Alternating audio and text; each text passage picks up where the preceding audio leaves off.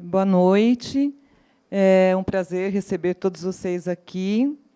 E a gente vai ter um papo muito interessante. Mas, antes disso, eu gostaria de dar alguns avisos de segurança. Tá? Se alguém precisar sair, a saída de emergência fica aqui atrás, né, da plateia.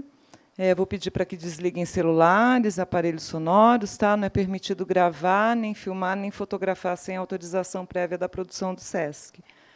A gente também está muito feliz para tratar desse tema, né? Eu vou aqui fazer uma colinha e já a gente começa a ouvir quem interessa, né? Bom, as mudanças climáticas já são uma realidade, afetam de forma desigual as populações em situação de vulnerabilidade.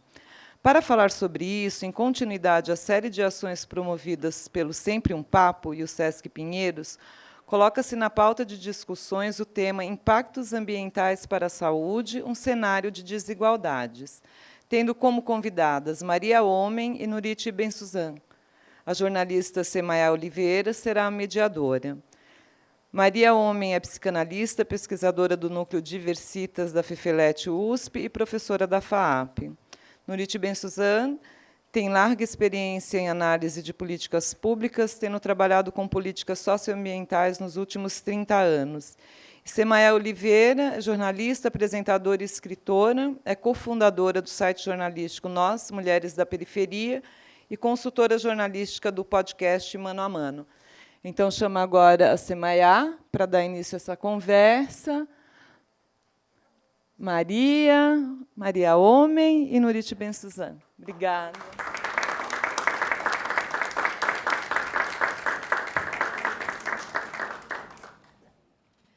Boa noite. Obrigada por estarem com a gente aqui hoje no Sempre um Papo. É a primeira edição do ano, né, de 2025, então a gente está abrindo aí a temporada de Sempre um Papo desse ano, de 2025, e a gente está com essa abertura muito bem representada aqui, com a Maria Homem e a Nuriti Bensuzan. Bom, como a gente acabou de ser apresentada, nosso tema hoje é bastante complexo e a gente pode ir por muitos caminhos.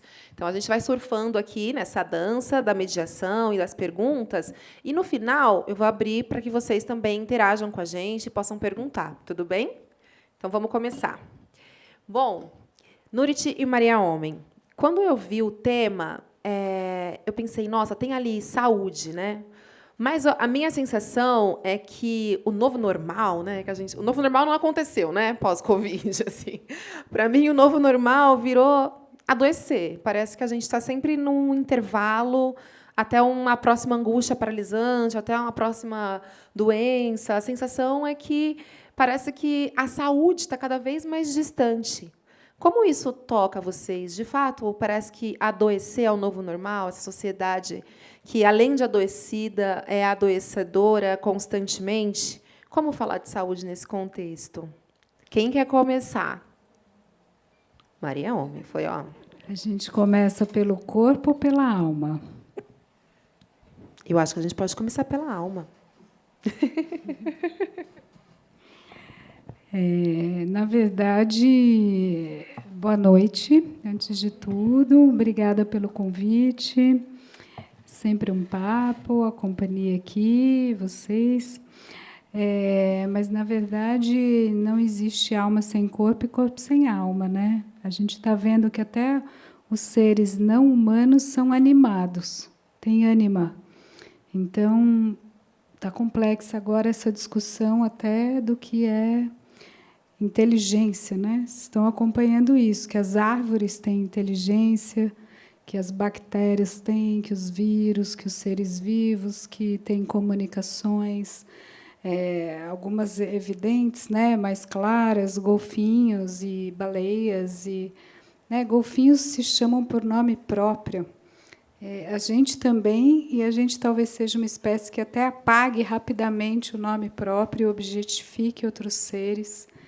E aí a gente, diante de crises como agora, a gente fala, bom, então tá, já vou contabilizar a perda.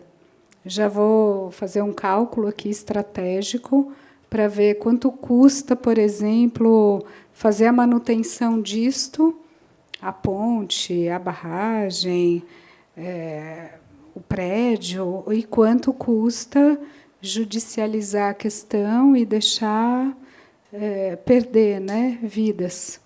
Então, acho que esse é o primeiro ponto da questão. Quem tem alma? Quem é sujeito? Quem é sujeito e que deve ter direito à sua subjetividade, ao seu corpo, à sua alma, à sua vida, e quanto custa essa vida. Então, quando a gente faz um cálculo de custo, a gente objetifica, né? A gente deixa de humanizar.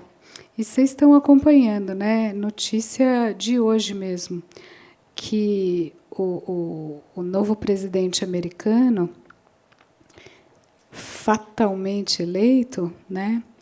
Ele está cortando várias ajudas e ajudas a organismos internacionais de rede de proteção social, socioeconômica e de pesquisa.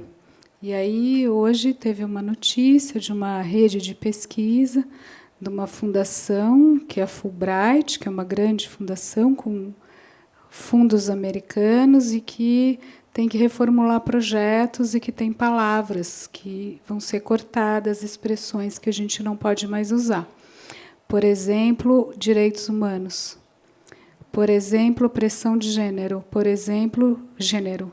Por exemplo, raça, classe, gênero. Então, enfim, a gente está desumanizando, né? Não pode mais falar que tem um direito do humano, um direito civil, ou uma ideia de opressão, ou de superação, ou de justiça social. E vocês estão acompanhando também, né, que tem objetivos, o SDG, né, das Nações Unidas para 2030, a gente tem 17 goals, né, objetivos, metas, e tem um paradigma, entre vários, mas tem um paradigma que é o JUST, que é a justiça, e tem entre elas a justiça ecológica, né, a justiça de espaço, a justiça de trabalho. E aí a gente está, de alguma maneira, cortando isso, eliminando isso, recalcando isso. Então, como não adoecer? Como não ficar com medo? Como não se angustiar? Como não... eu acho que eu estou indo longe demais para a primeira fala, mas só para amarrar, a gente está... Não sei vocês, o sentimento de vocês, mas eu diria, se fosse para nomear, que a gente está sob ataque, né? Então, sob ataque, né? Você aumenta o cortisol, você aumenta a tensão, o estresse, burnout, sabe essas palavras, ansiedade, né? E, enfim, tem vários dados sobre isso. Vou passar para a Nurit para a gente seguir aqui. Boa noite, mulheres e não mulheres. Curiosamente, uma das palavras que a gente não pode mais falar para conseguir dinheiro nas agências de pesquisa nos Estados Unidos é a palavra mulher. É incrível. É incrível, né, esse ponto que a gente chegou. Mas eu queria retomar a história do adoecimento da nossa sociedade. Às vezes, a gente tende a achar que é a gente que está muito ansioso e angustiado e que a gente tem que arranjar um jeito de lidar com isso. Mas não tem como lidar com isso, porque esse não é um problema individual. Esse é um problema de uma sociedade. Quem está doente aqui é uma sociedade. Não adianta, cada um de nós vai procurar meios para adoecer menos, para se proteger da próxima pandemia, para não ficar com ansiedade climática, para não arrancar os cabelos diante das maluquices que o Trump vai propor. Mas, tudo bem, a gente pode tentar resolver esse problema no âmbito individual. Tem seu valor, é claro, muito importante, né? Porque senão a gente não consegue navegar nesse mundo. Mas a gente não pode perder de vista que não existe solução individual para o dilema no qual a gente se encontra hoje. Só existe uma solução coletiva. Só existe uma solução de transformação social, de uma transformação dessa sociedade que a gente vive. E se a gente não caminhar para esse lugar, não me perguntem como, porque acho que esse é o grande desafio, de como é que a gente sai desse lugar individualizado, atomizado, e caminha para uma construção coletiva que dá conta de resolver uma série de problemas que são os causadores últimos desse adoecimento. E isso vale para a gente ficar ansioso, mas isso vale para a próxima pandemia também, né? Quando a gente destrói a biodiversidade, como a gente destrói, quando a gente continua alterando o clima na velocidade que a gente vem alterando, evidentemente, a próxima pandemia está quase para bater na nossa porta. Então, não é só uma sociedade acelerada com a tecnologia, é tudo o que a gente faz. É as formas que a nossa sociedade escolheu de estar no mundo que vão desabar continuamente como bigornas sobre a nossa cabeça. E a gente não tem solução individual para isso. Guarda-chuva não segura a bigorna. Então, não adianta. A gente vai, claro, como eu disse e repito, a gente tem que se tratar individualmente, porque senão ninguém dá conta. Mas a gente não pode esquecer que não tem solução para esse adoecimento da sociedade sem ser uma solução coletiva. Então, eu acho que essa questão que a Maria colocou é muito importante também, de quem tem agência e quem não tem agência, ou seja, quem vale e quem não vale, né? Quem a gente julga ter alma e quem a gente julga não ter alma. Isso vale para seres de outras espécies, mas também vale para seres da nossa espécie, porque, do jeito que vai, parece que tem muitos seres da nossa espécie que continuam parecendo que não têm alma. Então, a gente vive realmente num mundo que causa profunda angústia, mas a gente tem que fazer esse esforço, que é o esforço hercúleo, mas é o esforço do nosso tempo. É o esforço de entender que as soluções não são individuais. Elas só podem ser soluções coletivas. Acho que é isso, talvez, que o universo está exigindo da gente, né? E a gente sabe quando você tem que ir, mas a gente está tendo que fazer essa mudança meio que arrastada, né? Mas eu acho que eu sou jornalista, então o tema de mudanças climáticas ele entrou na minha vida por meio do meu trabalho, da minha profissão. Fui estudar, fui entender o que era racismo ambiental, né? Produzir conteúdo sobre isso. Mas eu acho que entender essas mudanças climáticas, o risco que isso traz e como isso precisa fazer com que a gente tenha uma mudança de postura mesmo, é uma mudança muito profunda. E a gente não tem tempo para isso. Se a gente olhar aqui, sair aqui do Sesc, você vê o ponto de ônibus está cheio, os ônibus estão cheios, a gente está correndo, a gente tem que pagar o boleto, a gente adoece, aí a gente tem que cuidar do meu filho, aí eu tenho que voltar, ele vai para a creche ou não vai, e será que eu vou conseguir fechar um mês? Como é que a gente consegue, de repente, mudar essa chave se não tem tempo? Porque a gente tem uma palavrinha ali que é desigualdade, e eu vejo que a gente tem desigualdades diversas, mas a gente tem a desigualdade do capital, né? Que a gente tem um sistema capitalista, então a desigualdade do capital que vulnerabiliza grande parte da população, mas eu vejo uma desigualdade de tempo também, de tempo de qualidade, uma desigualdade de tempo livre para pensar, para se repensar, para se recolocar, para entender as coisas. E, normalmente, as pessoas que estão mais vulnerabilizadas no termo de capital também são as mais vulnerabilizadas na questão do tempo. E quem tem tempo livre está querendo mais capital, não tá muito aí para pensar, né, uma sociedade diferente. Então, falei para caramba, era para fazer uma pergunta, me estendi um monte. Mas é para dizer como a gente consegue internalizar o que o universo está pedindo para a gente nesse momento, que vocês estão precisando mudar, não está legal isso daí, não. Sem tempo. Eu quero falar 3 coisas. Já vou voltar um pouco para ir contigo, depois vou para cá e depois eu... Mas vou ser rápida, tá? Primeira é assim, a mudança é coletiva. Estou totalmente contigo, Nurit. Agora, eu diria uma coisa que é assim, para a gente conseguir se unir, isso é um dos maiores mistérios, né? Como é que você se conecta com o outro? Como você faz amor? Como você faz empatia? Como você faz vínculo? Como faz laço social? É muita tinta da psicanálise, da sociologia, da filosofia, o banquete de Platão, Antígona, Shakespeare, Freud. É um mistério. É um mistério. Como é que a gente realmente se conecta? E Eu estou ultimamente bem mais ligada nesse tipo de discussão e ando mergulhada em, né, vou para Brasília, teto a terra, discutir política pública, e SUS, e ministério disso, e ministério daquilo, como aplicar a psicanálise. Cada vez, nunca fui da clínica individual só, mas cada vez mais como potencializar essa ferramenta tão incrível que é a psicanálise e a transformação de si para ser a transformação de nós, enquanto pequeno coletivo, pequeno grupo que vai ampliando, que vai ficando macro. E eu diria que uma mudança dialetiza a outra, que quando você se transforma em nós, dupla, depois trio, depois família, depois grupo, a gente se transforma, isso transforma alguns elementos do interior desse coletivo. E aí vai se espraiando, e aí muda a chave mental.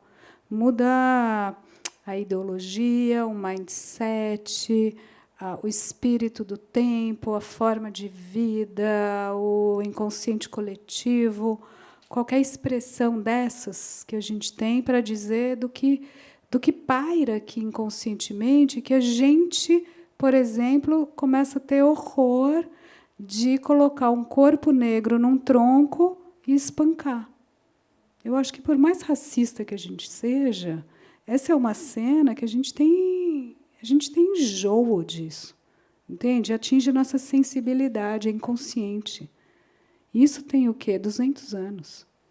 Você pegar uma mulher, no Brasil, pelo menos, e você colocá-la de quatro, apedrejar. Isso fere a nossa sensibilidade.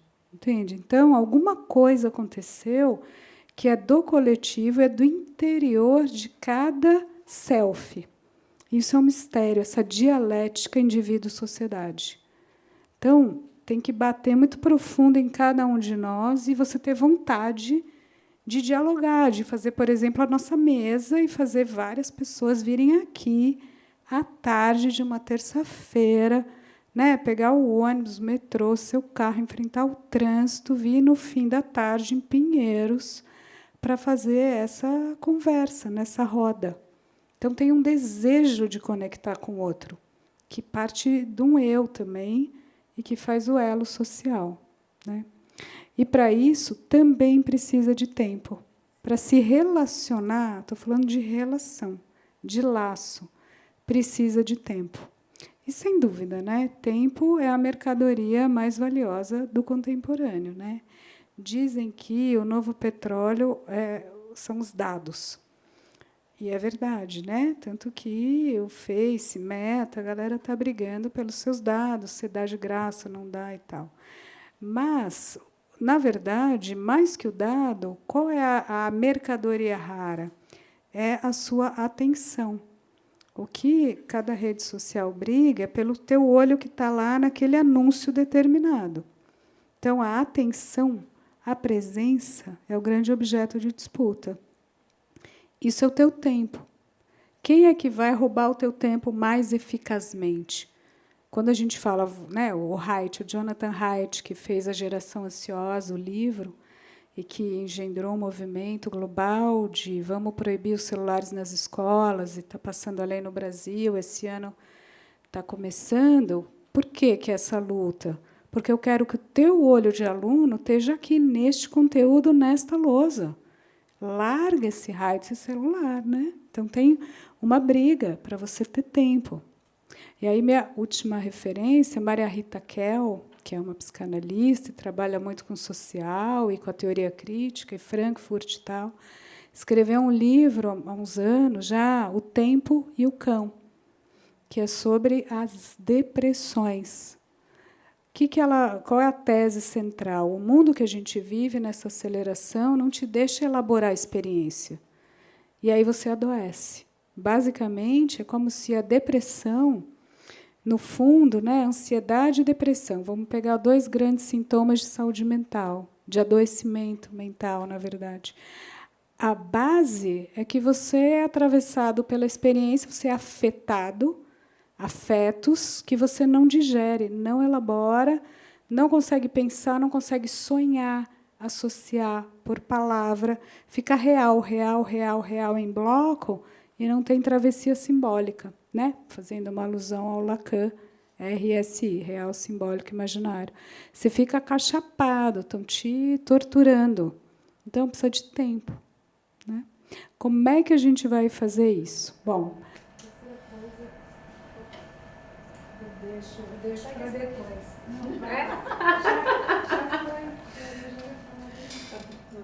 Mas agora que você ia dizer como é que a gente vai fazer isso? Não, peraí, né? Conclui, Não, Maria, pelo desculpa. amor de Deus. Fala aí como é que a gente vai fazer isso. Pelo amor de Deus.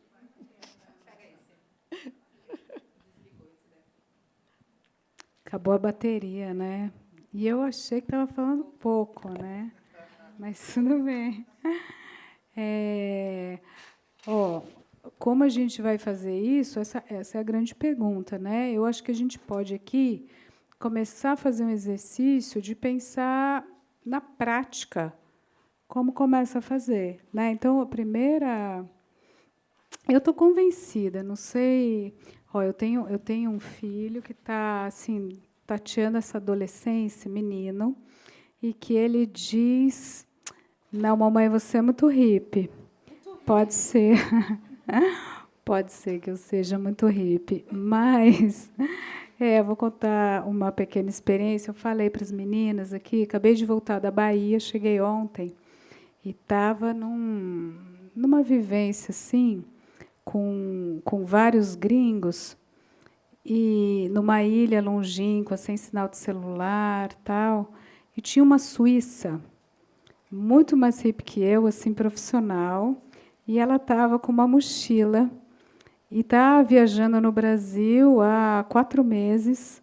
E ela me ensinou uma coisa, isso que eu queria trazer aqui, que a mochila, no máximo, tem que ter 7 quilos. E ela conseguia dormir nem em barraca, ela dormia numa rede, na árvore. E ela tinha 7 quilos. Eu falei, 7 quilos, você está viajando há 4...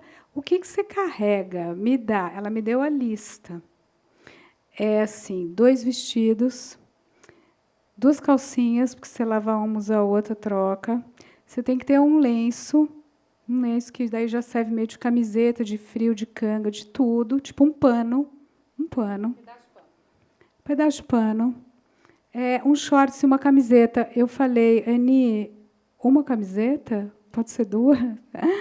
É isso, né? Uma escova de dente e um óleo para a pele. Eu falei, uma escova de dente, só um óleo, mas espera aí, shampoo, como é que é?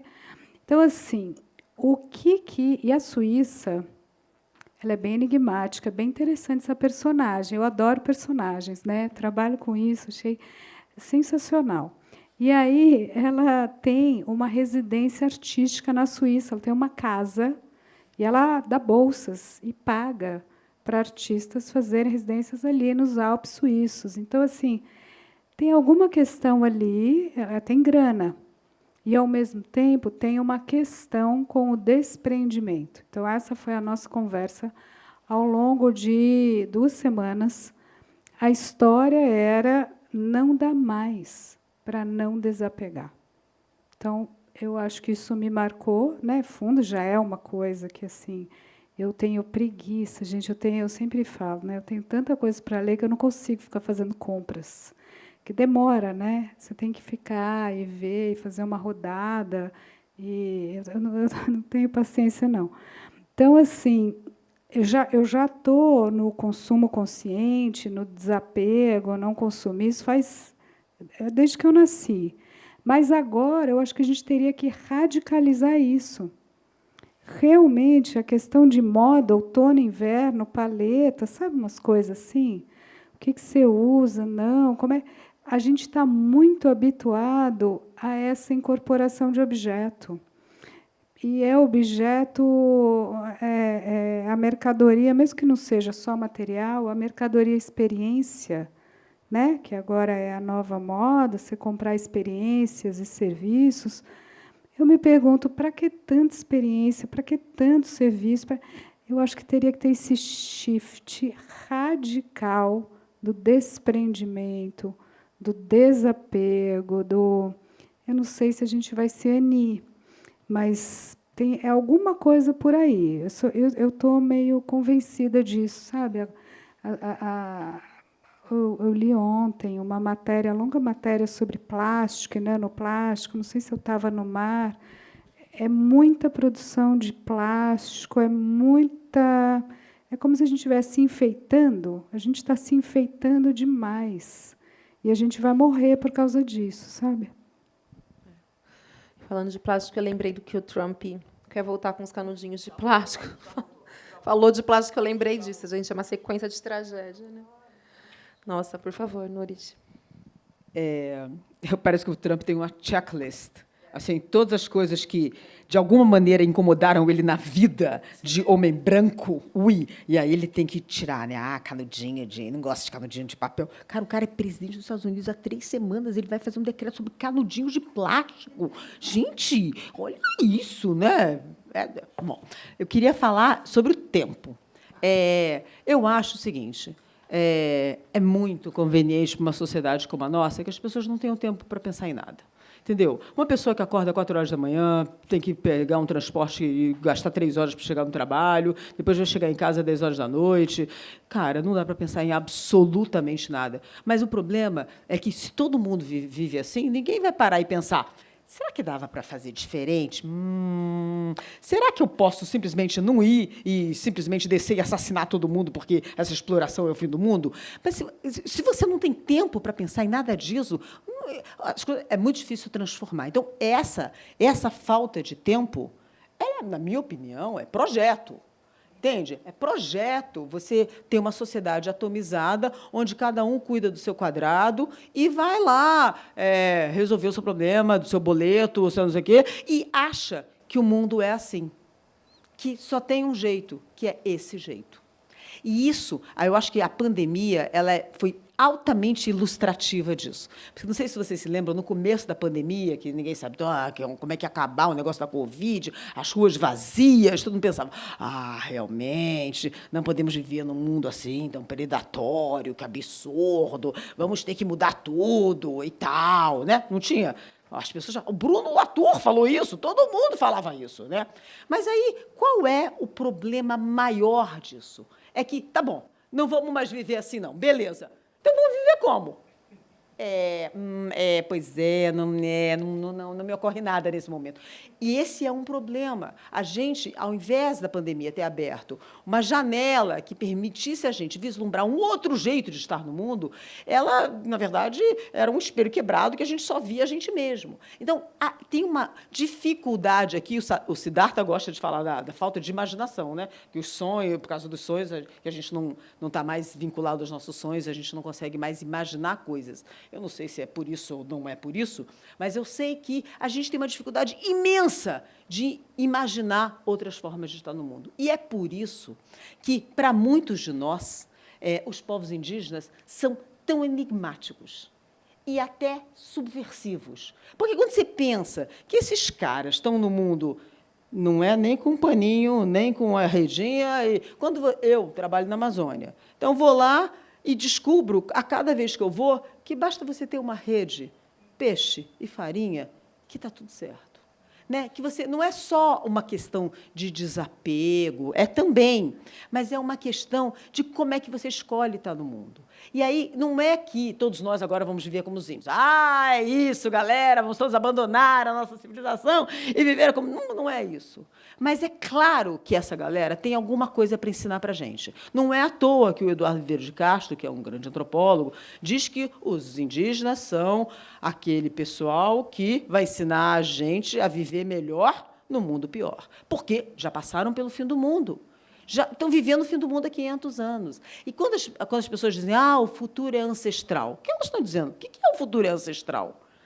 É que é nesses modelos que a gente pode começar a imaginar novas coisas. Não é fácil, porque é claro que não é a ideia, não é todo mundo abandona aqui agora e vai morar lá no meio da Amazônia. Claro que não é isso. Mas é que elementos desse tipo de estar no mundo, de modos de vida, podem nos ajudar a lidar com o que a gente vive agora. E aí a gente volta de novo para o tempo. Porque quem já teve a oportunidade incrível de estar um tempo em algum lugar, que não precisa ser só uma aldeia indígena, pode ser uma comunidade ribeirinha, você vê que a relação dessas pessoas com o tempo é outra, completamente diferente. O tempo se desdobra tanto que você tem a sensação de que, nossa, mas esse dia está durando, né? A gente está aqui ainda, meio-dia, olha, peraí. Então, tem essa relação com o tempo, também poderia ser um novo aprendizado, mas isso só vai funcionar. Por isso que essa é a pergunta de como é que a gente faz isso em relação ao tempo, é uma pergunta tão definitiva, porque enquanto a gente não tiver. E aí eu volto para o começo, que a gente estava falando da necessidade de uma transformação coletiva, de uma transformação da sociedade. Enquanto a gente não chegar nesse lugar onde a gente entende que, se não houver uma transformação assim, não adianta. A maior parte das pessoas elas não conseguem desapegar porque elas não têm nem do que desapegar. A maior parte da humanidade vive tão precariamente que não adianta, é tão precário mas ela não tem tempo para pensar. E o problema climático, a crise da biodiversidade, é uma coisa tão longínqua, porque você precisa daquele dia, o dia a dia, é aquilo. E é por isso que a mudança tem que ser uma mudança muito maior, muito mais global. E aí, eu queria falar só mais duas coisas também, para não me estender. A primeira coisa é que, para a gente entender que a gente tem uma possibilidade de mudança, a gente precisa entender que esse lugar no mundo que a gente ocupa, esse jeito que a gente vive, não é uma condenação. Não é que a história da humanidade só poderia nos conduzir até esse lugar. Porque a agricultura, porque a divisão de gênero, porque a divisão do trabalho, porque o excedente agrícola. Tudo bem, mas a gente teria outros caminhos. A humanidade tem outros caminhos. Esse lugar que a gente está é uma construção, é uma consequência de, vou dizer, entre aspas, escolhas, porque não são exatamente escolhas, mas momentos que nos conduziram a esse lugar. E se a gente entender que isso não é uma condenação, a gente começa a pensar em possibilidades. E pensar em possibilidades é muito importante. E eu não acho que a gente vai pensar em possibilidades de arranjar soluções para amanhã de manhã. Eu estou convencida que eu nem vou viver para ver essas soluções. Mas eu estou convencida que é assim, entendendo que isso não é uma condenação e sim uma construção, que a gente começa a pensar e vislumbrar e fazer o esforço de uma tentativa de luta para mudar, que nem é a curto prazo para uma vitória, mas por um imperativo ético, que a gente realmente precisa lutar por uma mudança, e aí a gente vai começar a tecer esse longo fio que vai, talvez, nos conduzir a um mundo diferente do que a gente vive. Então, isso era uma coisa. A outra, para a sorte de vocês todos, eu esqueci. Muito bom, nossa, ouvi vocês duas e eu viajei para vários lugares, aí eu acho que eu vou trazer uma questão que eu sinto muita falta, quando eu penso em saúde e desigualdade, de terra. Assim. Eu acho que um dos principais problemas da humanidade é a disputa por terra, a possibilidade de você ter uma casa, ter um chão onde morar. Como é que você vai ter saúde se você não tem uma casa? Aqui na Zona Leste de São Paulo, a gente tem visto as chuvas e o alagamento, tem acontecido, né, no Brasil inteiro. Mas tem um bairro, é o Pantanal. Eu vi uma entrevista de um morador e ele disse assim: não, todo ano eu compro as coisas sabendo que eu vou perder no começo do ano. Minha geladeira, meu não sei o quê, nananã, porque eu sei que vai encher de novo minha casa. Como você vai ter saúde, né, diante dessa conjuntura? E aí eu fico pensando na minha avó, que sempre foi uma mulher pobre, lavadeira, mas que tinha a hortinha dela, plantava as comidas dela. Como é que a gente faz? Era uma pergunta que eu ia fazer para você, mas acho que cabe para as duas, que para continuar um pouco isso que você trouxe, isso que você disse do desapego também, porque eu sinto que a nossa sociedade está numa espécie de luto lento, assim, sabe? Isso daqui não funciona mais, já morreu. A gente precisa, de fato, voltar a alguma casa. Talvez a gente não precise voltar tanto, mas a gente precisa voltar, de repente, a uma nova filosofia de vida, a um novo modo de viver. E por que é tão difícil a gente fazer isso? Porque, de alguma forma, a gente já conhece essa realidade, né? Eu entrevistei uma nutróloga uma vez e ela me disse uma coisa que eu fiquei, realmente, ela falou, a gente se afastou da cozinha. todas as pessoas, mulheres e tudo mais, a gente parou de cozinhar. Aí ela estava me falando num conselho de mulheres negras, né? A gente foi para a universidade, a gente conseguiu ir trabalhar, e foi para fora, e, né, conseguimos, né, uma parcela muito pequena de mulheres negras, mas as que conseguiram, aí começam, não vou cozinhar mais não, né? Sei lá, vou contratar alguém, ou vou só comprar comida. A gente acaba importando um jeito muito eurocêntrico de viver. E a gente vai se afastando de cuidar do dia a dia, que, de repente, é o que nos dá saúde, né? Por que a gente tem essa dificuldade de voltar para o que talvez é o que vai nos tornar mais saudáveis? Faz sentido, Marina? Mais ou menos? Vocês que sabem. Eu acho que, basicamente, tem um problema de fundo básico que é insuperável, que é o seguinte: a gente olha para esses outros modos de estar no mundo e diz, que coisa atrasada, primitiva, meu. E isso impede a gente de entender o que são esses modos de vida de verdade. Então, a gente usa uma régua para olhar para esses modos de vida, que é uma régua tecnológica. Não é tecnológica no sentido amplo da palavra tecnológica, porque senão os caras têm um monte de tecnologias também. Mas a gente olha e vê nessa tecnologia, esse mundo que a gente vive, o microfone, o celular, o computador, mas esse pessoal não desenvolveu nada disso. Gente, que pessoal atrasado. Então, a gente tem uma resistência em reconhecer o valor do conhecimento desses povos. E isso faz com que a ideia de que eles vão ensinar a gente a viver melhor no mundo pior não funcione, né? Porque a gente não quer dar esses passos para trás. Porque, não, mas agora que eu já aqui tenho todo esse computador, esse celular, eu já vim para a universidade, já ando de metrô e não quero essas outras coisas. O problema é o problema, de novo, da saúde que a gente está falando no início. É que, se a gente usa a régua do computador, do celular, da bateria, realmente, né, a nossa sociedade é muito mais avançada do que a sociedade dos povos indígenas. Massa. Vamos experimentar jogar essa régua fora um pouquinho. Vamos puxar a régua da felicidade, do bem-estar. Quem é atrasado de verdade? Quem é a sociedade que vive muito melhor? Não sei se seja a experiência, por exemplo, dos povos indígenas aqui em São Paulo, quando eles olham as pessoas na rua, eles dizem, esse pessoal não tem família, não? É uma coisa tão chocante uma pessoa na rua. É tão absurdo que a gente choca com a gente, nem olha mais na cara da pessoa. Nem olha mais na cara da pessoa.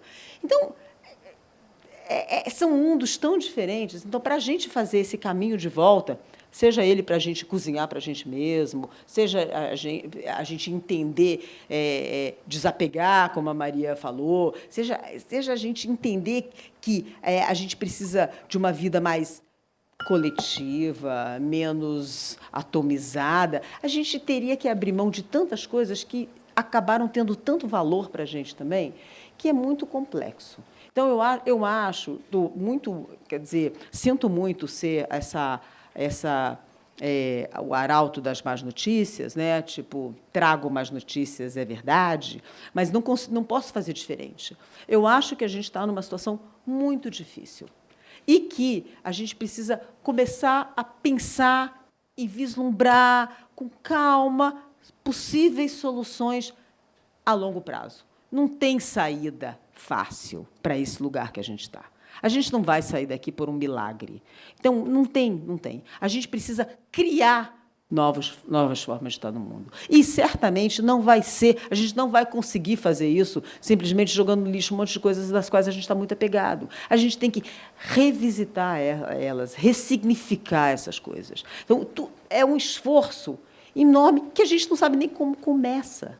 Mas isso não quer dizer que a gente não deva começar, já devíamos ter começado ontem, né? Estamos já atrasados. A gente tem que começar a fazer isso. Agora, é um trabalho gigantesco. Mas o Leminski dizia assim, distraídos venceremos, né? Aí a pessoa diz assim, como assim distraído venceremos? Distraído não vai vencer nada. Mas não é isso. É distraído da impossibilidade da vitória. É distraído do poder do opressor. É distraído da dificuldade, porque se você não se distrair um pouco da dificuldade que é provocar essa mudança, fica impossível. É assim que a gente, não sei se vai vencer, mas é assim que a gente tem que continuar um caminho de uma luta que é, de novo, como eu falei para vocês, é uma luta que é por imperativo ético, que não pode deixar de ser feita, por um mundo melhor, um mundo mais igual, menos desigual, um mundo onde o tempo não seja um recurso tão escasso para a grandíssima maioria da humanidade. E a gente está falando da grandíssima maioria mesmo. E agora, não é, a gente chegou num momento que a gente está falando de vidas ameaçadas cotidianamente em vários lugares do planeta. Aqui sempre foram, né? Não é novidade para ninguém, mas no mundo todo, e cada vez a situação se agrava. Então, é um enorme desafio. Mas não é para a gente pular do viaduto ali da esquina, é para a gente entender o tamanho do desafio e incorporar o Leminski. Distraídos venceremos.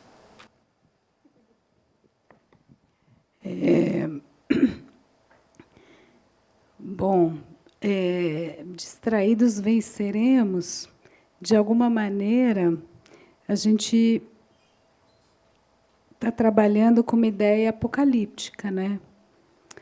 Então, e você mesma citou, né, de alguma forma indireta, o Krenak, Como Adiar o Fim do Mundo. Aquele livrinho do Krenak tem, né, o amanhã não está à venda, toda uma discussão.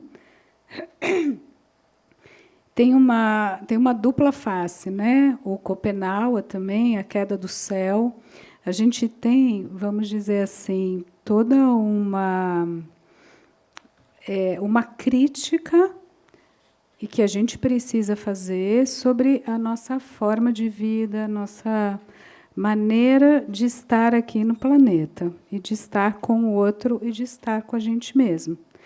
Eu acho que isso está ficando cada vez mais claro e está operando como uma premissa dessa nossa conversa, de que tem um sentimento e uma realidade que diz, opa, para onde a gente está indo? O que está acontecendo? A gente está bem?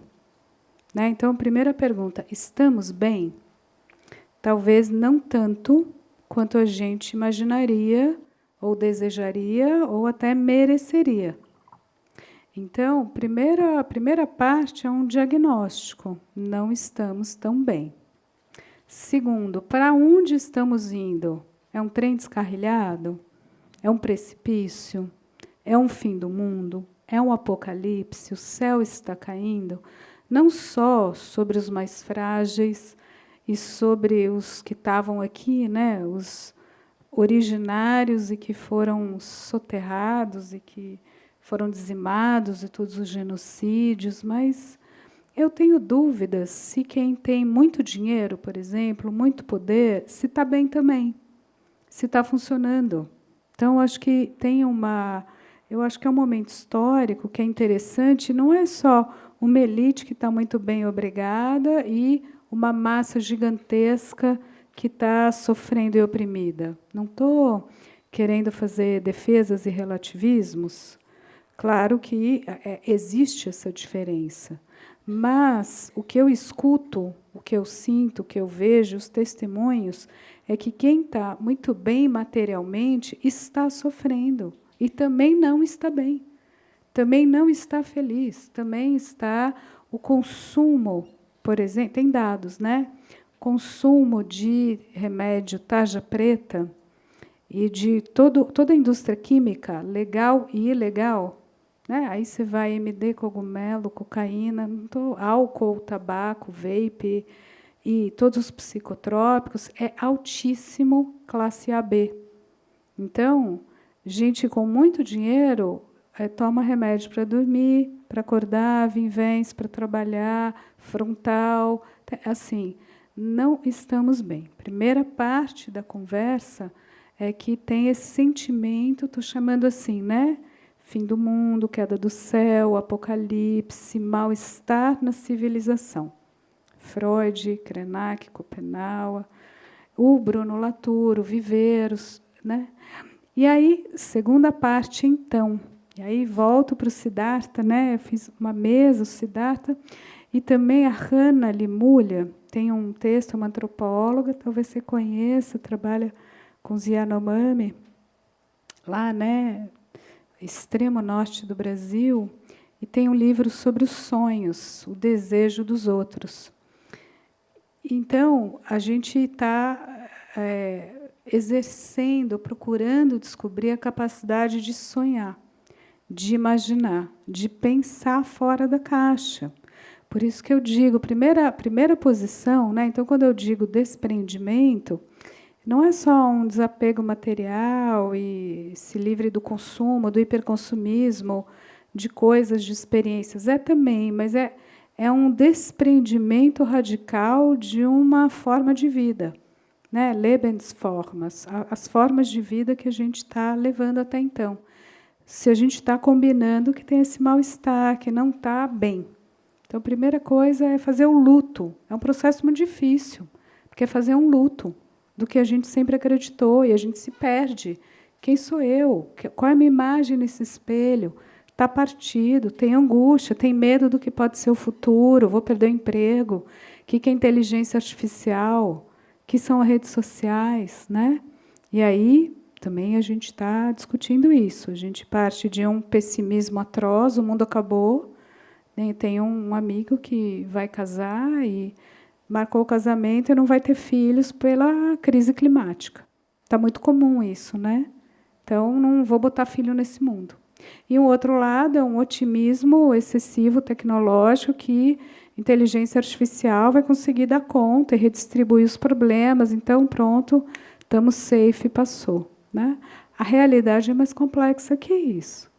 Então, como é que a gente vai sonhar mundos possíveis e inventar o que fazer? Aí eu já vou dar um outro imaginário. Vou usar aqui um outro imaginário, né? Desprender de coisas e de consumos e suportar o vazio. Isso, para mim, está claro que a gente não está conseguindo fazer.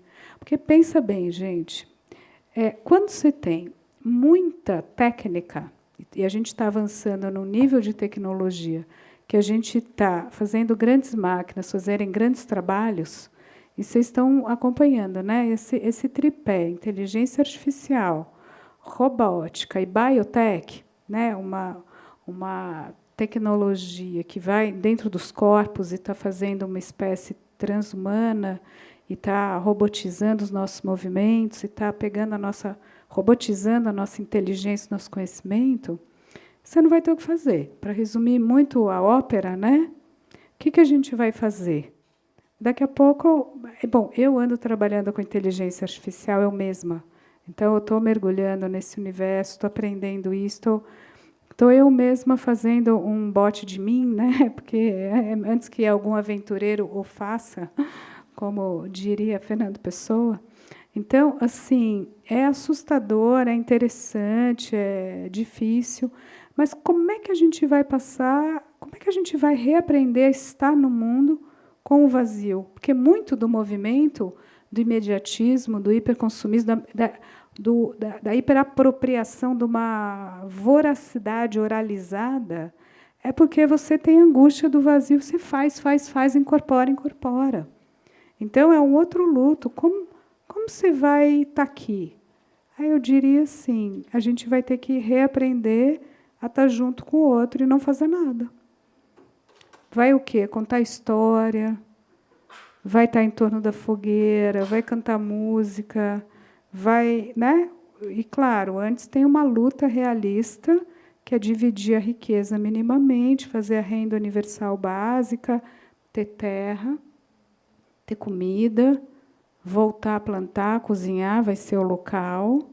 Como é que a gente vai conseguir mudar a cabeça de, né, as 3.000 pessoas bilionárias que estão running the planet, né, estão coordenando o mundo aí? Será que vai dar para fazer essa virada de chave?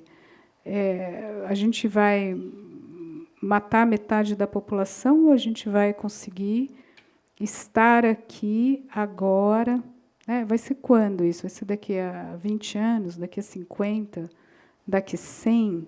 O que a gente vai fazer no planeta? É tão radical quanto isso. Eu não acho que é menos que isso, não. Nurit, você quer falar um pouco sobre tecnologia também? Eu acho que a Maria Homem trouxe bastante esse aspecto agora, e a gente tem visto as pessoas venderem a íris, né? Mais uma vez, eu vi muitas notícias de, sei lá, estava custando R$ 300 a íris das pessoas, né? E aí você pergunta para as pessoas, você sabe o que vão fazer com as suas íris? Não, mas R$ 300 vai mudar a vida dela naquele momento de alguma forma, né? Então tem isso dos dados, dessa tecnologia super avançada e de criarem robôs e não sei o quê com muitas capacidades humanas. E aí eu me pergunto, a gente precisa ir para lá? É tão importante assim? Precisa chegar nesse nível? A gente precisa colocar tempo nessa criação? Mas, enfim, só porque isso me deixa muito puta. Você quer comentar um pouco de tecnologia? Quero. Eu acho que essa coisa que você fala, a gente precisa, né? A gente precisa ir lá, a gente precisa fazer isso. Eu acho que é uma das perguntas chaves da tecnologia. Porque eu li um livro outro dia que aí tinha uma parte que um cara que era desses grandes da tecnologia, da ciência, né, que levou a bomba atômica em Los Alamos, ele dizia assim, a gente faz isso, as pessoas acham que a gente faz isso por dinheiro. A gente não faz isso por dinheiro. As pessoas acham que a gente faz isso por poder. A gente não faz isso por poder. A gente faz porque é muito interessante. E esse é o grande lance. Claro que tecnologia tem a ver com poder, tem a ver com dinheiro, o Elon Musk não deixa a gente mentir, é claro. Mas tem a ver com essa curiosidade humana também. Então, é aquela ideia de que o que pode ser feito, vai ser feito. E a gente precisa tomar muito cuidado com isso. Porque a gente fala, vamos fazer a moratória daquela nova biotecnologia super... Tá, a gente faz a moratória, meia dúzia de anos, mas depois as coisas se naturalizam e são feitas. Né? Quando os transgênicos começaram, as pessoas ficavam horrorizadas. Como assim, transgênico? Você vai inserir um pedaço de um micro-organismo dentro de uma planta? Que loucura! Esses organismos não trocam material genético há bilhões de anos. Quem somos nós para ficar fazendo isso? Está aí, todo mundo consome, está super naturalizado. Né? E, assim, a tecnologia caminha assim. Então, eu não sei se a gente vai conseguir deter. E por quê? Porque as decisões sobre a agenda tecnológica, elas não são decisões democráticas. Quem é que decide que tecnologia vai desenvolver? Né? Quem é que decidiu que seria incrível ter um telefone celular por pessoa, para cada pessoa? Quem é que decidiu isso? Essas decisões são autocráticas. Elas são as decisões do cara que é dono do Elon Musk da vida, do Zuckerberg, sei lá o quê. Dessa galera que decide. Quem é que resolveu que vai ter um programa que decide como é que as proteínas, que é capaz de dizer como todas as proteínas do nosso corpo se dobram, quebrando uma barreira, que era uma barreira enorme que existia na biotecnologia, que era, a gente tinha feito o projeto Genoma Humano, que beleza, agora a gente já conhece o genoma. Ótimo, já sabemos como é que é o DNA. O DNA vira, no fim das contas, né, RNA, blá, blá, e vira proteína. Só que como é que essas moléculas se dobram? Elas são moléculas muito grandes. Como é que elas se dobram? E não saber como elas se dobram é um problema, porque quando a molécula dobra errado, dá tudo errado. O organismo é inviável. Aí o cara desenvolveu um programa que diz, agora a gente sabe tudo. Como é que... Né, ganhou o prêmio Nobel ano passado, né, de Química, que é um dos caras da inteligência artificial da Google. É o mesmo cara que desenvolveu toda a linha de inteligência artificial da Google, a DeepMind. Então, o que acontece? Quem decidiu que a gente precisava de um programa que dissesse como as proteínas se dobram? Ele, a equipe dele, sei lá quem, não fui eu. Mas isso quer dizer, isso rompeu uma enorme barreira na biotecnologia. O que você pode fazer hoje em biotecnologia é totalmente diferente do que você poderia fazer antes do programa que chama AlphaFold, que passou a existir, sei lá, 3, 4 anos atrás. Então, eu estou dizendo isso porque tudo bem que a gente pode também levantar aqui várias coisas incríveis que esse programa vai fazer, não é só coisas horríveis. Mas que essas decisões de que tecnologias a gente precisa e como é que elas são desenvolvidas são decisões que estão na mão de pouquíssimas pessoas.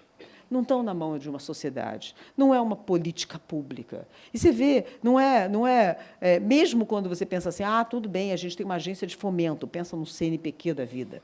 É uma política pública, de Estado e tal. Mas essas próprias agências de fomento são pautadas por uma série de interesses. Então, a gente sabe, por exemplo, como é que a ciência avança em função da indústria de armas. Né? A gente viu esse projeto todo atômico, né, que atirou bombas atômicas. Como é que funcionou? Funcionou por causa da Segunda Guerra Mundial. Teve dinheiro por causa disso. Tudo que é feito hoje, em termos de espionagem, vigilância e tal, que é fruto de guerras. Então, a gente não tem agência sobre a agenda tecnológica. Essa que é a verdade. Então, a gente não precisa, mas a gente vai chegar, sim. E aí eu acho que a gente tem o reverso da moeda. A gente não pauta isso, não é democrático. O processo de tomada de decisão em ciência e tecnologia não é um processo democrático. E, por outro lado, a gente, como sociedade, aposta todas as nossas fichas na tecnologia. A gente acha que a tecnologia vai resolver nossos problemas. E é claro, pandemia, beleza, vai ter vacina, relaxa. Na próxima, a gente vai ficar menos preocupado, porque a gente sabe que mais cedo ou mais tarde vai ter uma vacina.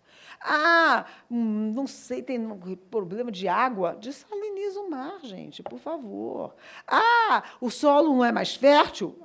Mas a gente tem milhões de fertilizantes químicos, biológicos sendo produzidos. Só que o problema é que, a tecnologia nos trouxe até onde a gente está. Essa beira de abismo que a gente está, uma responsabilidade dessa beira de abismo é o desenvolvimento tecnológico, para o bem e para o mal. E a outra coisa é que tecnologia é também geradora de desigualdade. Olha o mapa da vacina, da distribuição da vacina da Covid no mundo, e você vai entender que tecnologia não é para todo mundo. Não precisa ir longe. Olha aqui no Brasil. Chega para todo mundo a tecnologia? Quantas coisas não chegam para a maior parte das pessoas? Então, a gente tem uma coisa complicada. Então, as tecnologias vão ser desenvolvidas porque as pessoas acham que é interessante, sei lá, quem decide. Então, um processo de tomada de decisão que não é nosso e que não é democrático. Por outro lado, a gente aposta nossas fichas, acha, aquecimento global, tem uma hora aí, eles vão resolver. Né? A tecnologia vai resolver. Alguém, eles. Quem? Não sei, vai resolver. E, por outro lado, a gente está apostando em mecanismos que geram mais desigualdade. Então, é um cenário. Eu não quero me contrapor à Maria, que disse que a gente não deve. Não sei se ela quis dizer que a gente não deveria abraçar um cenário apocalíptico, mas eu acho que a gente não deve abraçar um cenário apocalíptico, mas a gente também não deve ser assim poliana e ficar achando que as coisas não são muito graves. Elas são, sim, muito graves. Elas são, sim. Mas isso, como eu disse para vocês, não deveria nos levar correndo para o próximo viaduto, da onde nos atiraríamos. Não é o caso, eu acho, ainda. Eu acho que a gente tem um espaço ainda de construção. E aí, sim, vem tudo o que ela falou, da imaginação, da queda do céu, de o que vai ser o mundo no futuro, dessa tentativa de vislumbrar o que poderia ser. Porque, enquanto a gente não souber o que pode ser, a gente não sabe nem para onde ir, a gente fica meio perdido. Então, eu acho que o esforço é de imaginação também.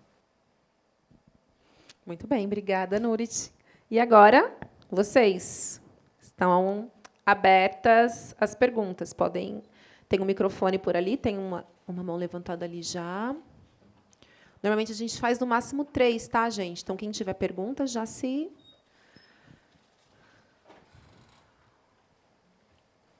Ali, chegou. Olá, boa noite. Eu sou o Tauan. Eu trabalho como agente comunitário de saúde e nos últimos tempos assim tem sido bem complicado assim lidar com as coisas, mas especificamente no último mês. A minha fala vai ser um comentário / pergunta. Eu acredito que a maioria dos problemas que a gente vive, eu estou tendo mais entendimento disso, vem por causa do desejo de um grupo de pessoas que tem o poder de decidir que as coisas vão funcionar dessa forma e, enfim, funciona dessa forma. E aí, nessa questão do tempo, das dificuldades que a gente vive, eu estou tristemente acreditando que, mesmo que a gente tivesse tempo, mesmo que a gente tivesse as possibilidades, a gente ia continuar escolhendo fugir, porque a gente não sabe como lidar com a situação. E aí a minha questão é, assim, parece que a gente que está reunido aqui, a gente que pensa sobre essas coisas, parece que é um defeito, parece que a gente é estranho, assim, sabe? Eu não estou conseguindo lidar com isso. Parece que é um problema, assim, sabe? Parece que eu não pauto a minha vida em realizar um desejo pessoal, assim, individual. Eu me importo com o outro e parece que eu estou errado. Sabe? É tipo, não sabe? E eu não sei lidar com isso, gente. Tem sido muito difícil isso, sabe? Enfim, e é isso. Tauã? Ô, Tauã, eu me irmano nessa sua angústia, né? Então, acho que todos nós aqui. Então, você pôs a tua fala na roda, acho que certa, né? Porque é bem isso que a gente está falando. E assim, até para juntar você com a Nurit, eu diria assim, se a gente entra muito no Apocalipse, a gente se desimplica. Porque o céu caiu, tipo, com perdão do bom português aqui, fodeu, né? Então, tá perdido, fuck off, estou fora e, né, entreguei para Deus. Ou, se a gente está no extremo oposto, que é meio delirante, maníaco, né? Ou a gente está super depressivo ou está super maníaco, né? Para usar esses termos assim, dessa oscilação delirante, maníaco-depressiva. Mas, enfim, pode ser super apocalíptico ou super otimista. Então, imagina, pega nada, o Trump aí é retórico, um jogo retórico. As instituições americanas, e mesmo Bolsonaro, qual o problema? Brasil, olha aí, ó, né, não vão fazer drama, tá aí a tecnologia, né, a humanidade nunca teve tão bem, porque, lembra, a expectativa de vida era 30 anos, agora é 74, global, 82, Brasil, que bom. Então, que também implica que você se desimplique. Essas duas posições, acho que são perigosas. Então, o mais difícil é a gente dizer, tá complexo, é um desafio e vou ter que pensar sobre isso. Por mais que eu me angustie, por mais que seja, né, difícil, e eu pessoalmente me angustio e falo, né, ontem lancei estou fazendo um curso online, teve, enfim, fica a dica aqui. Segunda, quarta e sexta essa semana, amanhã de novo, 8h. Estou fazendo essa semana uma conversa e falei ontem à noite que eu, pessoalmente, tenho angústia. Eu capto, né? Quem trabalha com psique é um pouco uma antena do mundo, né? Eu escuto muito na clínica os livros, as mesas, os debates. E fico lendo livros, jornal, pessoas. É uma leitura contínua do mundo e de discursos vivos e mortos. Então, fico às madrugadas fazendo isso. Por quê? Porque estou angustiada, porque tenho um filho, porque tenho amigos, porque amo pessoas, o planeta, né? E eu acho que essa posição do meio, da instabilidade, é a posição para a gente tentar ocupar. Porque a gente vai falar, bom, então vamos arregaçar as mangas e trabalhar. Se deixar incomodar pelo caos, pelo apocalipse, pelo desafio, mas sem a paralisia de que o mundo vai se resolver, porque sempre se resolveu. Então, porque, exato, não veio do céu, a gente produz o que a gente vive.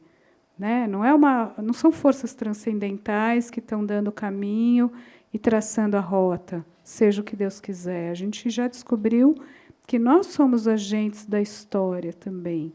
E com poderes limitados, mesmo assim, a gente, né, unindo e desacreditando algumas instituições que são transcendentais, algumas narrativas, elas perdem força, né? As igrejas foram perdendo força. A gente vai retirando a transferência, o sujeito suposto saber que a gente projetou. Eu acho que é isso que a gente vai fazendo, né?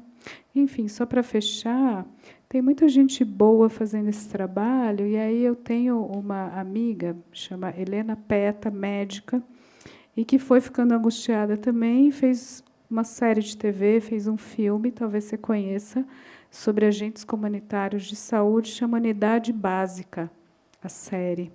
E o filme chama Quando Falta o Ar. Eu fiz um debate desse filme nos Estados Unidos, até que eu estava tão angustiada, enfim, por problemas também pessoais de luto e da vida e da pandemia e do planeta, e fui fazer um sabático em 2022 nos Estados Unidos. Então, assim, sem dúvida, eu tenho consciência que é um lugar privilegiado, né? Você fica em crise, você vai estudar, também receber um convite irrecusável para estar numa grande universidade, que é Harvard, que, para mim, é uma Disneylândia, né? Para quem gosta de cruzar pessoas, bibliografias, ideias, e botar a cabeça para pensar, e foi muito bom. E aí cruzei pessoas interessantíssimas que estão nessa mesma vibe, estão buscando fazer coisas. Então, uma médica que foi saindo, né? E cada vez do seu trabalho aqui, e indo para a comunicação e para o audiovisual para discutir isso com mais pessoas e atingir milhares ou milhões de mentes, né? Então, assim, existe essa vontade, existe, assim, eu sinto isso. E eu vejo o mundo como, enfim, já falei de precipício, já falei de resistência, mas eu sinto que agora é quase guerra. Eu já estou numa narrativa, sabe? Glauber Rocha, sabe? Deus e o Diabo na Terra do Sol, do Guimarães Rosa, esse Dante Alighieri. Eu tô aí nessa parada. Eu acho que assim, vamos, gente, porque as forças do mal, pulsão de morte, Eros versus Thanatos. Então, assim, vai ter que fazer muito elo, muito laço, muito Eros, porque a pulsão de morte está vindo com tudo. Eu não sou psicanalista, né? Mas eu sou opinativa, então vou dar opinião. Eu entendo também o seu problema, assim, a questão que você colocou, porque eu também muitas vezes me vejo nesse lugar também, sabe? Que parece que você que é um maluco, né? Porque, tipo, né, você podia estar se preocupando aqui com as suas coisas, fica se preocupando aí com as outras pessoas, nossa, que... Mas eu acho que eu estou convencida que essa pressão que se coloca sobre a gente para a gente se preocupar só com a gente mesmo é também projeto. Sabe? Porque, na verdade, quando você se preocupa com o outro, quando você estabelece esse vínculo, essa empatia, isso é subversivo para esse sistema que a gente vive. Essa preocupação com o outro, esse irmanamento, essa fraternidade com o outro, é uma coisa muito, muito subversiva nesse mundo que a gente vive. E eu acho que é nisso aí, ecoando, inclusive, as palavras da Maria, que a gente tem que apostar. É nisso que a gente tem que apostar. É no vínculo, é no afeto, é na fraternidade, na sororidade, na irmandade. É porque isso, nessas trincheiras, com esses companheiros de trincheira, que a gente vai conseguir lutar. Opinativa. Obrigada pela pergunta. Mais alguma pergunta? Uau! Então, 3 pessoas. A gente tem 20 minutinhos. Eu vou tentar ser breve. Eu me chamo Alice e eu sou estudante de psicologia e eu também estou no Observatório de Trauma Psicossocial. E aí eu queria saber de vocês o que eu observo, né, principalmente nesse ano de 2025, que se eu pudesse riscar a palavra impacto, eu riscaria e trocaria por trauma. A gente não tem mais impacto ambiental, a gente tem trauma. Porque o impacto derrubou uma árvore e aconteceu um impacto, aconteceu uma consequência. Mas o que a gente está vivendo agora são microtraumas na pele. Se todo mundo aqui recebesse um alerta agora da Defesa Civil, todo mundo ficaria aflito de alguma forma. Por mais que more numa área que não é sensível, iria pensar em como ir dirigir de volta para casa, no ambiente alagado, será que ia ter alguma árvore ia cair pelo caminho. Quem mora em uma área sensível ia pensar como é que minha casa vai estar quando eu voltar para lá? Será que eu vou perder tudo? Enfim. Então, e isso gera sintomas. A gente está o tempo inteiro aflito a partir do momento que olha para o céu. E antes a gente pensava que, poxa, choveu, é uma inconveniência, é um impacto do trânsito ficar engarrafado, é uma dificuldade. E agora tudo parece que é uma iminência de guerra. O alerta da Defesa Civil me lembra muito quando eu estava morando fora um tempo e estourou a guerra na Ucrânia. E aí a gente recebia alerta da Defesa Civil e ficava assim. Eu falei, gente, o que é isso? Eu estou sentindo a mesma coisa por causa de uma chuva. A mesma tensão, e eu não moro numa área sensível. Imagina quem mora numa área sensível. Então, eu queria assim jogar essa provocação de colocar, não vamos usar mais a palavra, a gente não sofre uma época de impacto ambiental, a gente sofre uma época de trauma psicossocial, e são traumas porque o Estado ele tem todo o aparato tecnológico, ele tem o conhecimento prévio, ele tem até o dinheiro do Estado em caixa, e ele escolhe nos deixar continuamente traumatizados, sabendo que vai alagar, sabendo que as pessoas vão morrer, que elas vão perder o pouco que têm, e ele decide manter o caixa como uma decisão política, e nós estamos todos à flor da pele, e é isso, está dado. Então, é uma provocação e uma pergunta também de como que você observa isso do ponto de vista psicanalítico, na clínica, do trauma psicossocial implementado por uma questão simples, chuva.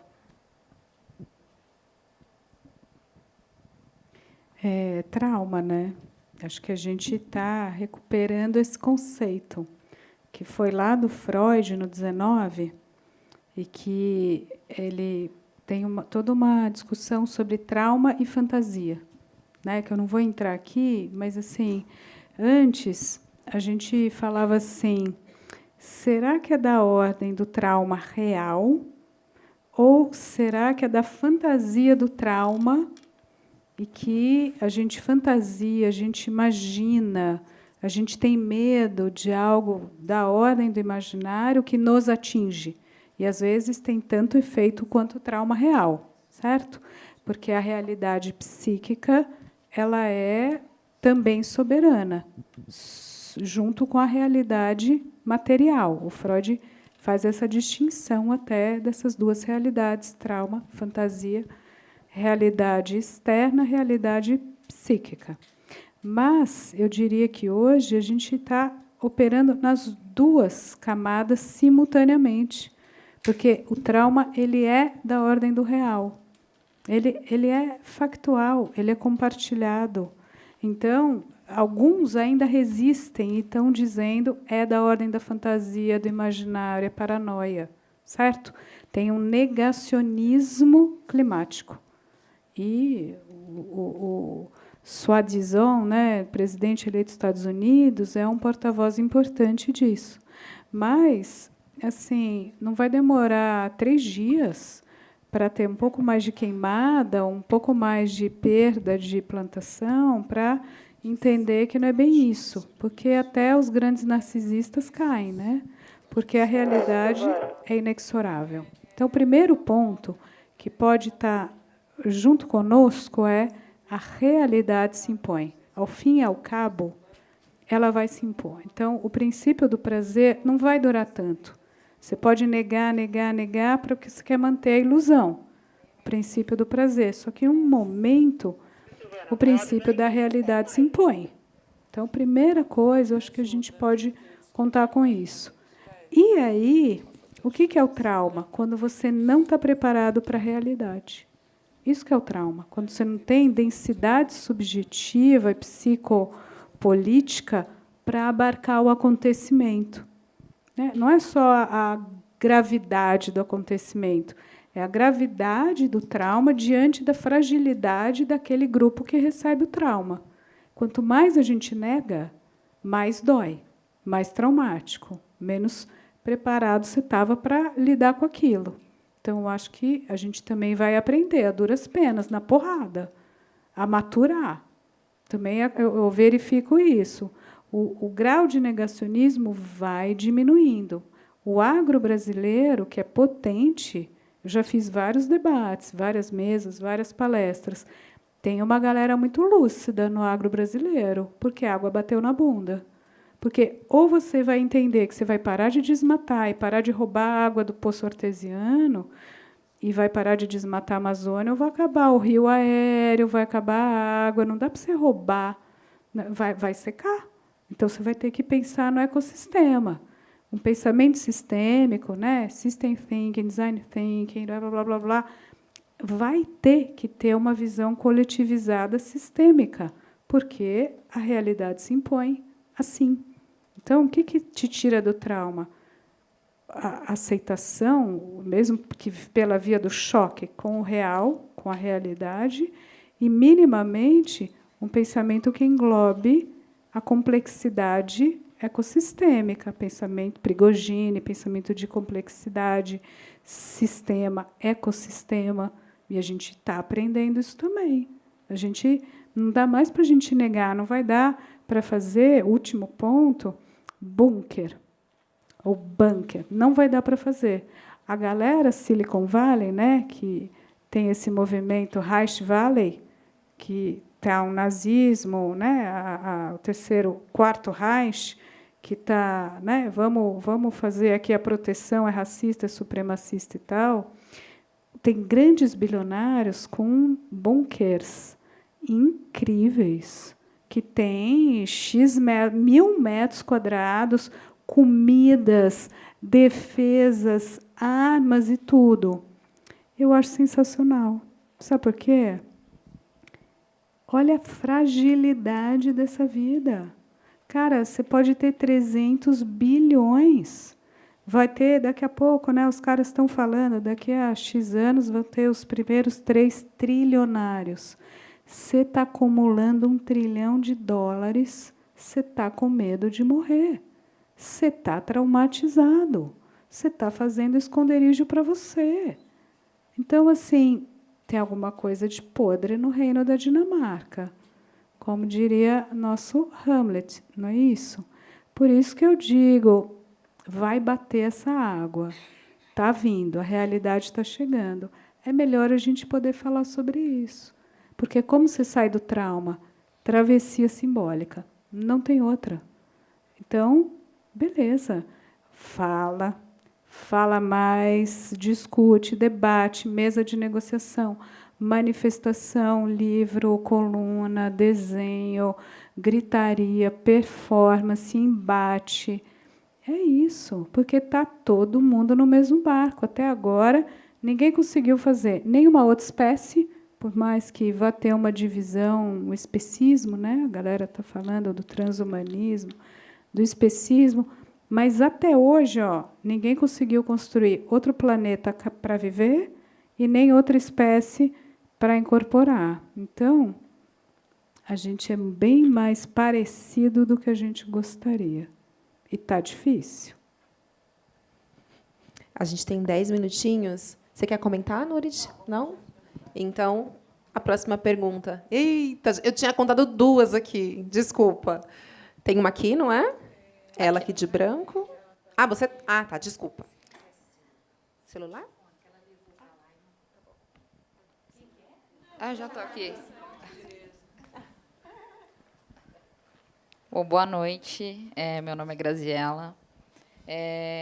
A minha questão, eu acho, maior que seria, porque a gente entende, né? Eu acho que a gente está aqui num grupo de pessoas que pesquisa e se intera sobre esses assuntos, mas, como você comentou do pessoal do bairro do Pantanal, que ficou há semanas, né, embaixo d'água, como que a gente comunica isso para eles e como a gente desperta, né, esse sentimento de revolta mesmo, porque, como a Maria falou, não tem mais.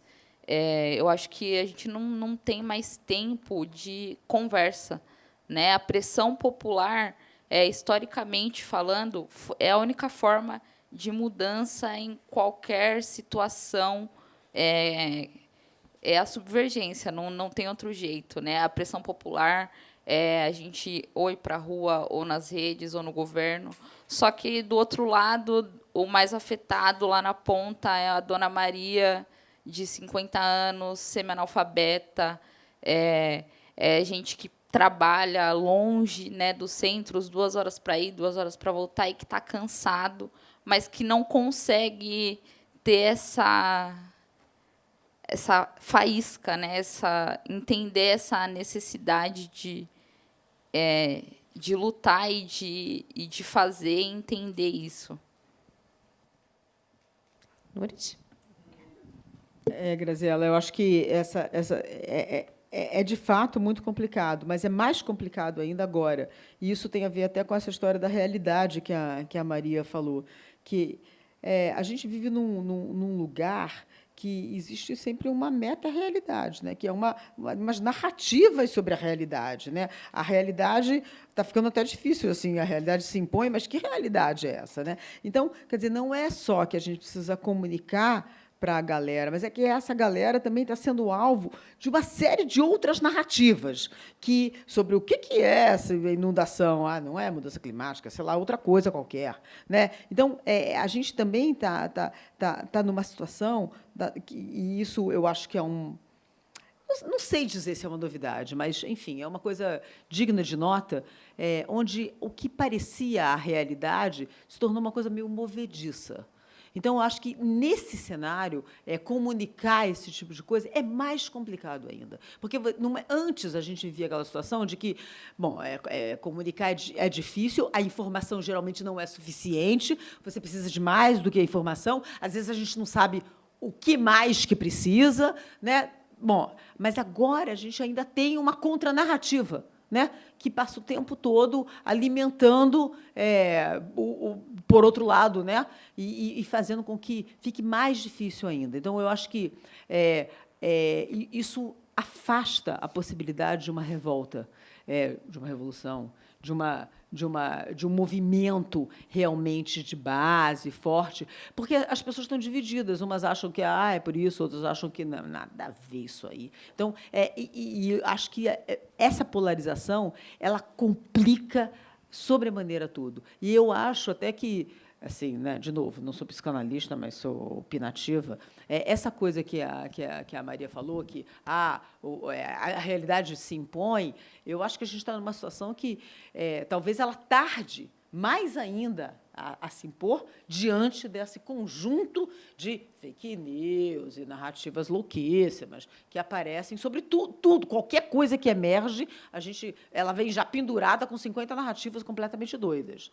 Então, eu não sei como a gente comunica. Eu passei a minha vida toda escrevendo, fazendo vídeos de divulgação científica, de popularização da ciência, nessa balada de tentar chegar à explicação e informação. E eu sei hoje que é pouco, não chega, é pouco, e por diversos motivos. Mas, enfim, deixar a Maria também. Quer comentar ou a gente pode ir para a próxima pergunta?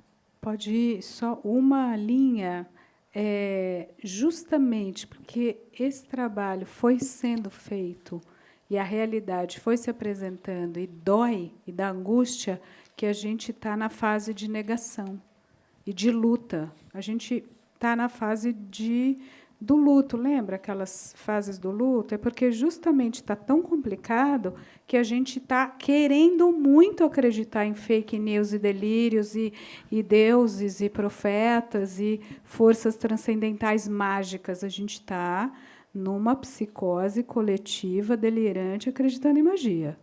Sem dúvida, a gente está num delírio compartilhado. Mas calma, porque qualquer delírio cai. Isso, para mim, é a prova mais basal de que a água está batendo, a água da realidade está chegando, a gente vai se afogar.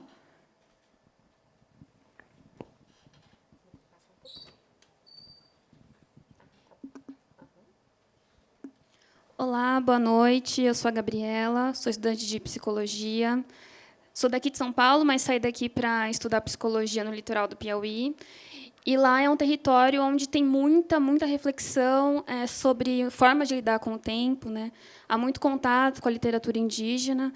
Então, essa questão de fazer um espaço de construção desse retorno, né, é uma questão muito forte na minha prática, que é uma pergunta que não se esgota, que vai e volta, mas eu vou fazer na tentativa de me ajudar na minha prática, assim, no trabalho em saúde, tanto psicanálise ou não, né? Como fazer da clínica, do trabalho em saúde, às vezes a clínica onde é um setting, né, onde é 1, 2, esse espaço para promover emancipação, assim, para pensar no coletivo, num espaço que é para investir em espaço de construção, para não ficar uma coisa que retorna somente para o eu.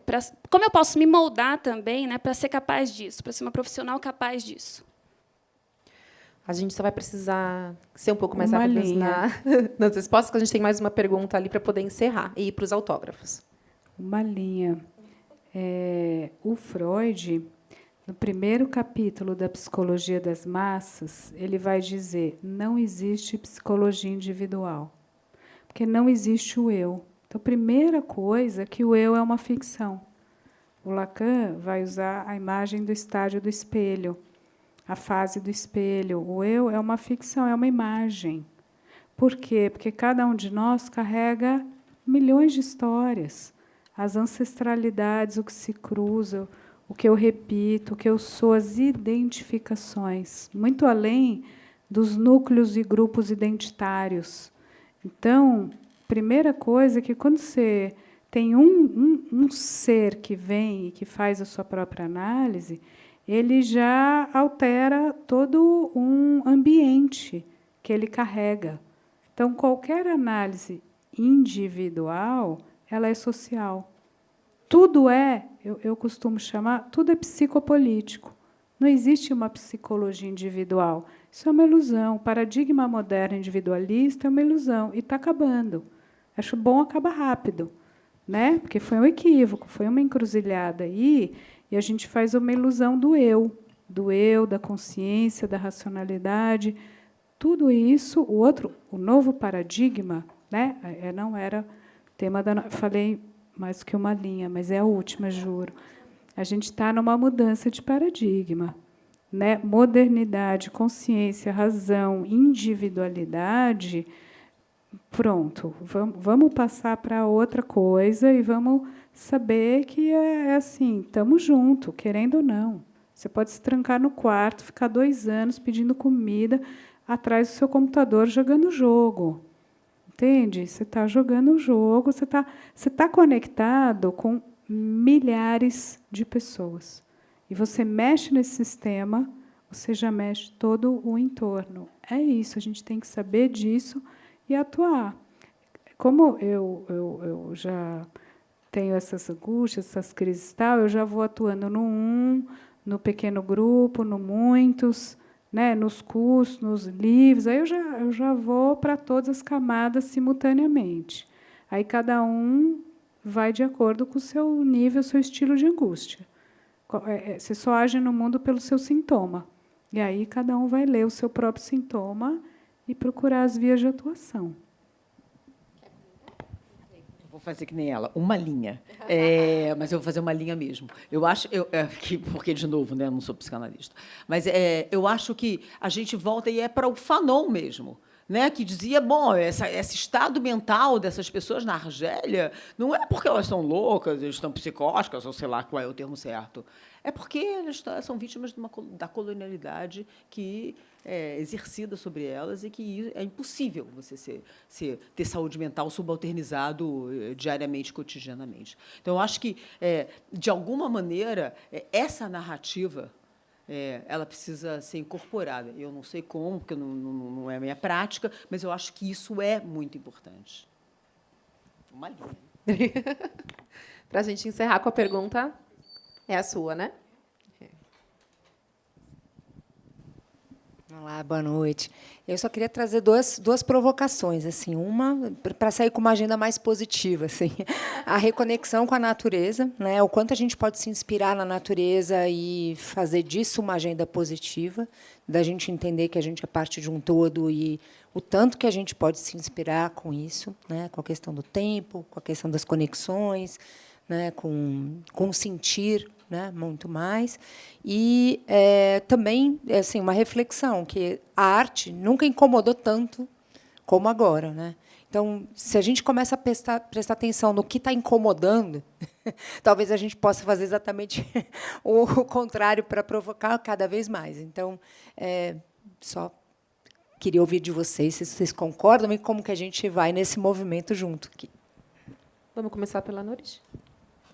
Essa coisa que você falou da reconexão com a natureza é muito interessante, porque eu acho que a gente está num momento que já dura um certo tempo, mas que existe uma resistência muito grande, que é um momento que a gente começa a entender que a gente precisa revisitar as metáforas bélicas com as quais a gente descreve a natureza. Né? Tipo, é a competição, é a luta pela vida. Por quê? Toda essa descrição bélica da natureza, ela faz com que a gente ache que esse lugar que a gente está, do capitalismo, seja completamente natural. Né? Então, a desconstrução, que começou com a Lynn Margulis, quando chegou e disse assim, olha, tem muita cooperação aí. O que é o líquen? Dois seres, né? A alga e o fungo em estreitíssima colaboração. Quase foi execrada, né? Demoraram anos e anos e anos e anos para concordar com ela e provar e reprovar, porque não queriam aceitar de jeito nenhum. Então, é uma cunha também isso, né? Uma cunhazinha para entender que a natureza não é a nossa descrição da natureza, ela é outra coisa. E isso é um bumerangue, né? Se a gente descreve isso como uma metáfora bélica, ela volta para a gente como uma metáfora bélica. Então, assim, tudo no mundo é competição. Então, maravilhoso, né? Estamos aqui todos competindo. Ótimo, vamos ser mais ricos, mais bonitos, mais sei lá o quê. Então, é fundamental essa reconexão que passa por uma percepção mais, mais próxima da natureza, entender melhor o que a nossa descrição ela é função do que é a nossa sociedade e não do que realmente a natureza é. Então, acho que a gente pode, à medida que a gente vai se aproximando disso e deixando de lado essas metáforas bélicas, que é um processo ainda muito longo, com certeza, eu acho que isso vai ajudar muito, porque vai ajudar a gente a entender que isso não é uma condenação, de novo, como eu tinha dito no começo, que isso é uma construção.